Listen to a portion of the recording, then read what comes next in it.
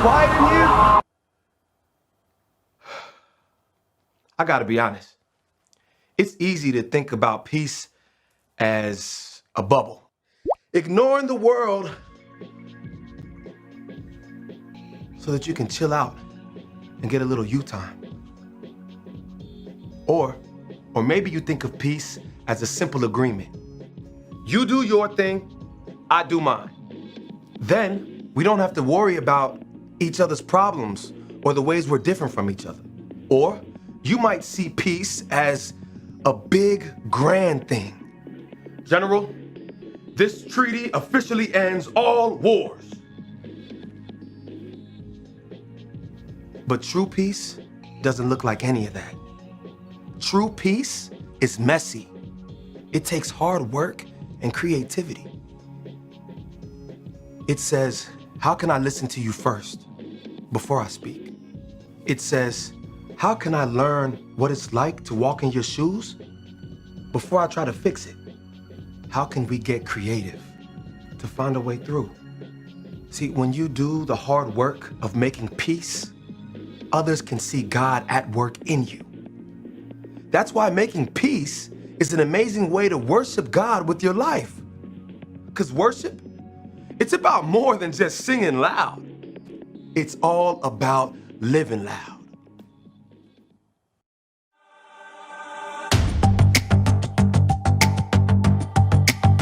You're my courage, I don't have to be afraid.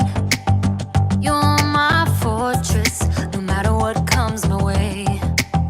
You're my treasure forever, yes, we'll be together always. Even when the days get harder, I know you'll rescue me.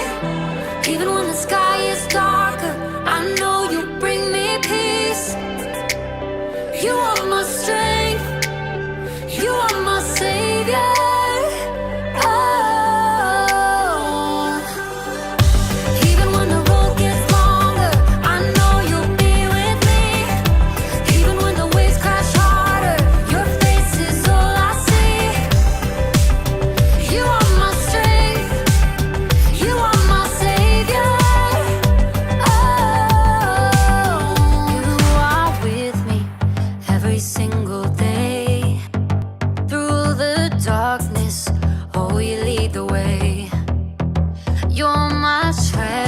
Forever, yes, we'll be together always.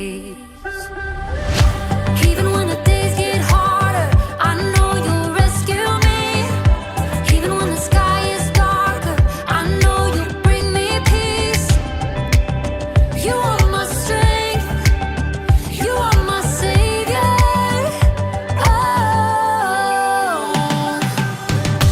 Even when the road gets longer, I know you'll be with me. Even when the waves crash harder, your face is all I see. You are my strength, you are my savior. Every time I fall, you pick me up. You fight for me, you overcome. You bring me peace, you give me love. For you I sing, to you I run. I praise your name for all you've done. You are my strength, you are my savior.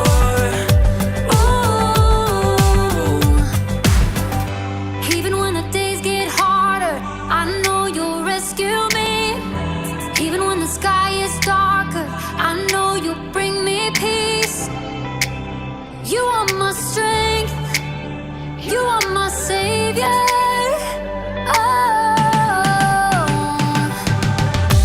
Even when the road gets longer, I know you'll be with me. Even when the waves crash harder, your face is all I see. You are my strength, you are my savior.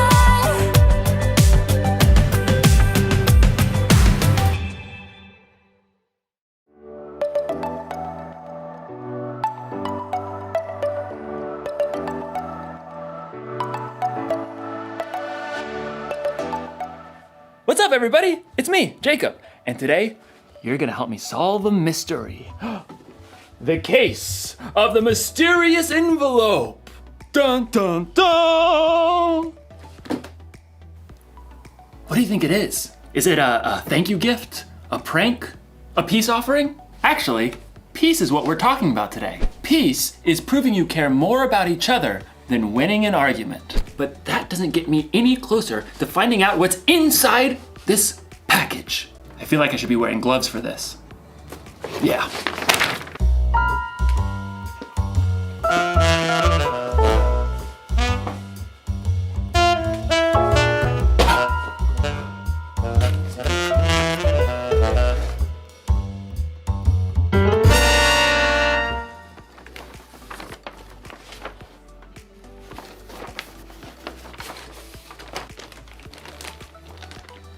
Monkey bridge?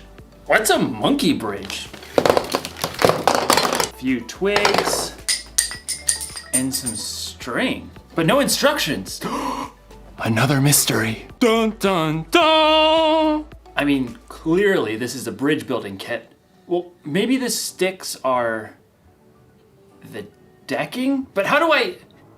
Maybe I'm supposed to weave it together. This doesn't make any sense. I gotta get creative. I gotta think outside the box to find a solution. Actually, that's exactly what someone in today's story did. Now, how do you build a monkey bridge? The Bible. It's 66 books of history, stories, letters, and poetry that fit together to form God's one big story. The epic adventure of how He created us and loves us so much that He made a way to rescue us. As we travel through the Bible, from Genesis to Revelation, we discover people who met God and found their lives changed forever. Now, for an amazing story, inspired by the book of 1 Samuel, chapter 25.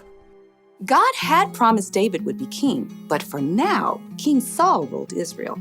David lived his life on the run, followed by a group of misfits who had become friends and servants. One day, they arrived in the desert of Paran, near the land of a wealthy man named Nabal, who owned 3,000 sheep. We'll set up camp here, man. At first, Nabal's servants didn't know what to think. Too many strangers around these parts. We've had food and sheep go missing. But David's men were honorable. They didn't try to steal from the shepherds. In fact, David protected Nabal's shepherds from any harm. Stay as long as you like, my friend. About time for sheep shearing, isn't it? Oh, yes. Nabal will hold a grand feast when it's all over. Your men have helped us, so they should share in the celebration. David called for 10 of his men and gave them a message to send to Nabal. On it.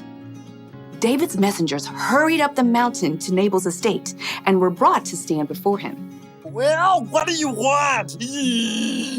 Nabal sneered down at the men while he continued to chew on a fine leg of mutton.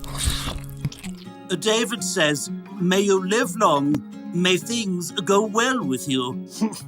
Continue. He says, I hear that you are clipping the wool off your sheep. When your shepherds were with us, we treated them well and protected them. Now please be kind to my men. Please give us any food you can find for us. Nabal leapt from his seat and hurled the mutton bone across the room. Who is this David? Probably a runaway servant. Why should I give bread and meat to a nobody? And his men who come from who knows where? David's men returned to camp and delivered the news. Oh, no, he didn't. Oh, yes, he did. Men, put on your swords. We'll make Nabal wish he hadn't. At no time at all, David and 400 of his men were marching up the mountain to confront Nabal. It seemed there was no stopping a battle. But Nabal's wife, Abigail, was far wiser than her husband. A servant told her what he had done. David sent messengers asking for food, but Nabal shouted and was rude to them. Go on. The whole time we were near them, David's men were good to us. They were like a wall, keeping us safe. You've got to do something now, or terrible trouble will come. There's no time to waste. Abigail quickly directed her servants to gather supplies and put them on donkeys. 200 loaves of bread? Check. 5 sheep, Check. 1 bushel of cooked grain, Check. 100 cakes of raisins, and 200 cakes of figs. Check. And check. Well, you go on ahead. I'll follow. The donkeys, loaded with good food, started down the mountain. Abigail got on her donkey and followed. From the valley, David and his men were approaching. Everything we've done has been worthless. I watched over this fellow's property, but he's paid me back evil for good. We'll wipe him out. As David's anger grew, though, he spotted something along the path. A pack of donkeys. What's this? It looks like they're carrying something. Food for a feast, I'd say. Behind the pack of donkeys, Abigail prepared for what lay ahead. I must stop this. The moment Abigail saw David, she slid off her donkey and fell face down on the ground before his feet. Please, let me speak. Let me take the blame for Nabal's actions. Abigail raised her eyes just enough to notice David's surprised face. He nodded. Don't pay attention to Nabal. He's always doing foolish things. I'm sorry I didn't get to see your messengers, but I've brought a gift for you. Right now, the Lord has kept you from killing Nabal and his men. Let the Lord deal with your enemies. Abigail rose to her feet. David and his men listened, surprised by the strength of her message. You fight the Lord's battles, so he will give your family line a kingdom that will last. He'll make you ruler of Israel. And when he does, you won't have a heavy load on your mind about killing people with no reason. The Lord will give you success. When that happens, please remember me. Abigail took a deep breath and waited. David smiled. Give praise to the Lord. He sent you to find me. May he bless you for this. You have kept me from using my own hands to get even. David's men unloaded the food that Abigail had brought. Go home in peace. I'll do what you have asked. Abigail made her way back up the hillside to her home. She had chosen to humble herself and do the hard yet creative work of making peace. In the end, Nabal paid the high price for his foolish anger, but God blessed Abigail. The fight between Nabal and David wasn't Abigail's problem, but she didn't use that as an excuse. She got involved. She acted fast, and she found a creative solution. You see, just because something isn't your problem doesn't mean you can't get involved. God has given each one of us unique talents and unique ways of seeing things. So, if you see people in a fight and you're the only one who can see a way to make peace, you should help them solve that mystery.